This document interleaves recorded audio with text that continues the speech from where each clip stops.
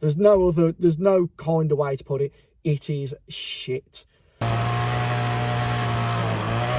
an elderly couple, and unfortunately it looks like they've been ripped off. They've used the cheapest turf possible. It's horrible, isn't it, knowing that you've been had.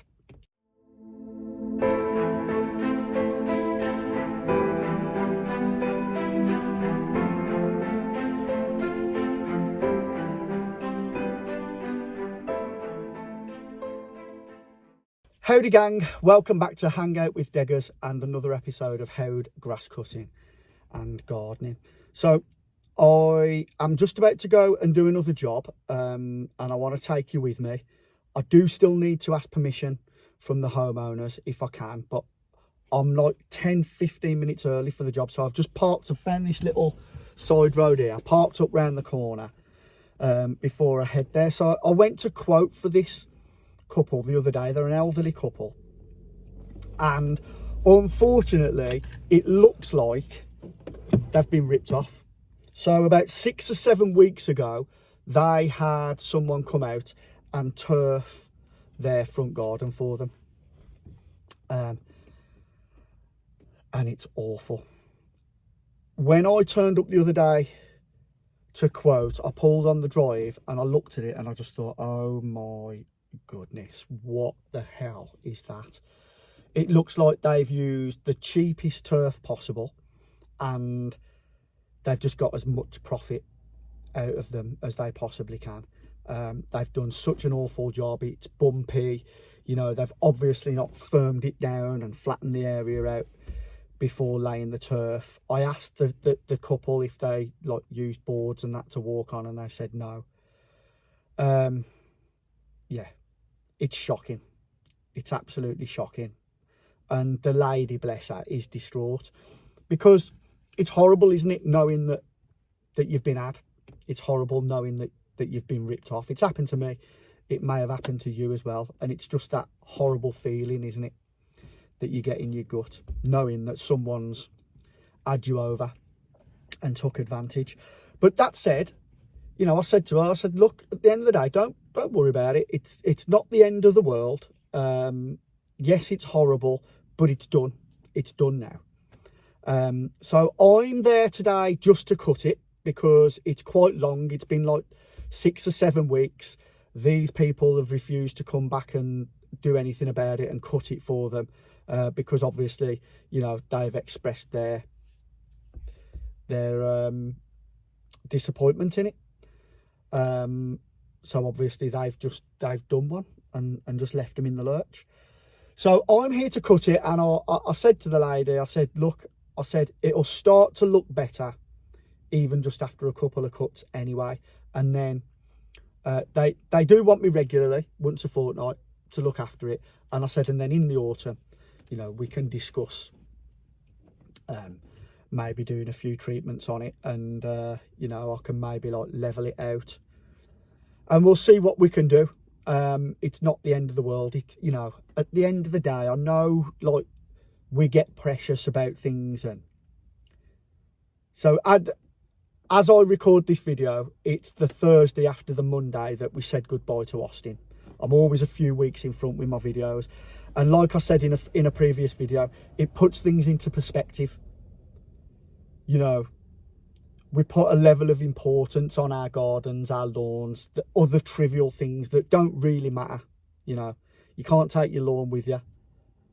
I know it matters in the moment, but in the overall scope of things, it doesn't matter, does it? So I said to her, look, don't worry about it. We'll sort it. It's not a problem. So yeah, I'm going to head up there now. Obviously, if they allow me to, I'm going to show you around. I'm going to show you just how bad the job is. You'll see there's dead patches in it already. You know, you can see just by some of the longer sprouts, the turf that they've used is just shite. There's no kind of way to put it. It is shit.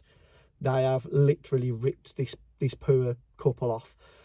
So I'll show you around, and then I'll mow it, and then I'll show you again, and I'll, you know, tell you like what we can sort of do to try and rectify it and get them a nicer looking lawn for this time next year. So yeah, I'll see you up there in a sec.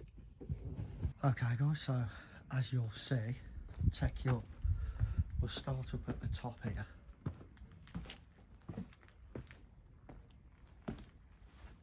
And you can see there, that is awful. It feels like quite lumpy and bumpy underfoot, and you can see like the patches. It is just such an awful job that they've done for these poor people. So all I can do really is get it cut, and we'll see what it looks like once it's cut. But I mean, you can see like how long it is as well. It's been left. I just don't know how people can treat people like this. I just think it's absolutely awful. But let's get the mower out and we'll get it sorted.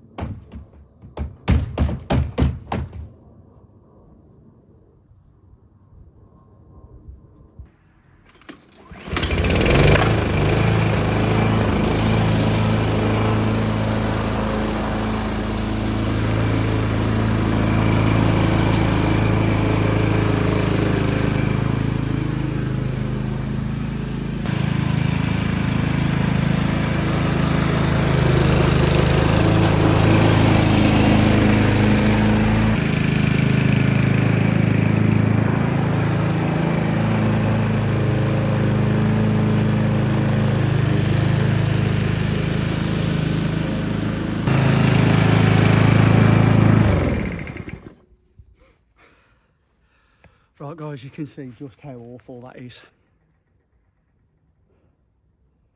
I'm going to take it one notch lower on the mower and go over it once again, and unfortunately that's the best you're going to get because it is just so awful.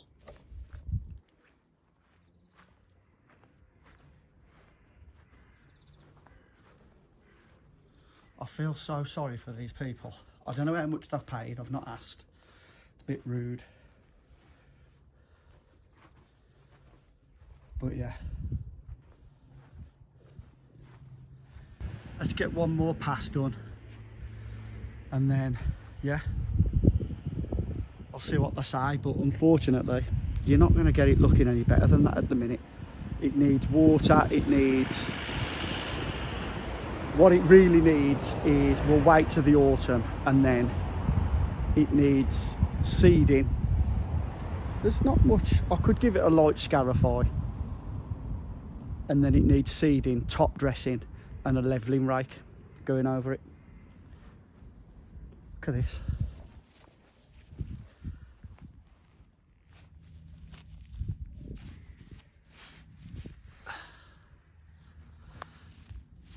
They've not even like kneaded it together properly. It's so bad. Anyway, let's crack on, otherwise I'll be here all day.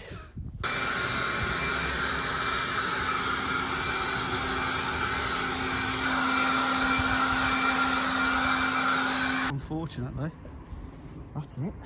It's like, until you start treating it and putting some seed on and giving it some tender loving care, that is it.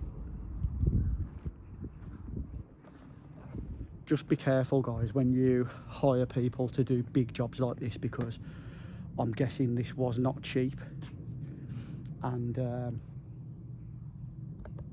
yeah, it's going to cost quite a bit to rectify it as well. So always be vigilant, check Google reviews, check websites, always get a few quotes, make sure that you meet the people and have conversations with them. I'm talking to the customers here, by the way, because this is what can happen. I feel so bad for them. Anyway, I better go and knock on and yeah, and just say, like, look, that's the best I can do for now. I'll see you back in the car. There you go then, guys, another job done. Another job well done, I would say. Well, they were happy with it anyway. So yeah, they came out, they had a look, and I showed them and I said, like, look, this is the best that you're going to get, you know, for now, until we've done a few cuts and, you know, we maybe start looking at treating it. I said, the best that you can hope for now is that, you know, we have a bit more rain, and the bits where it's patchy do start to sprout back through and start growing again. And it should start to look a little bit, it should start to look a little bit better after another couple of cuts, and then in the autumn they are going to sort of like discuss what they want to do in terms of treating it. I said I can just do a hand scarify for them with my hand rake in the bits that it needs, and then I can seed it and top dress it, and when I top dress it I can do my best to try and like sort of level it out for them, get rid of some of the bumps. But yeah, not an enjoyable job, to be honest with you, that one. I couldn't really take it any lower on the mower, because if I do, it's that uneven, it's just going to start scalping it. So that was the best that I could do with it for them, and they were happy with it. So, you know, she was positive about it, and yeah, they liked the work that I'd done, and that's all I can ask for anyway. So yeah, as I mentioned earlier, you know, anybody that's come across my videos, you know, from the customer point of view, guys, always do your due diligence, always check out Google, you know, look at reviews, always get a few quotes. I would say always get at least 2 or 3 quotes, and meet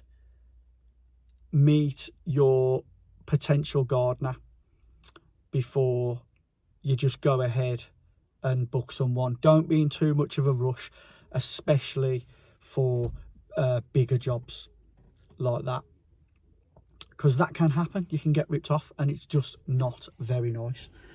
As always, thanks for watching, thanks for hanging out with me. All the best to you. I'll see you next time, and ta-ra for a bit.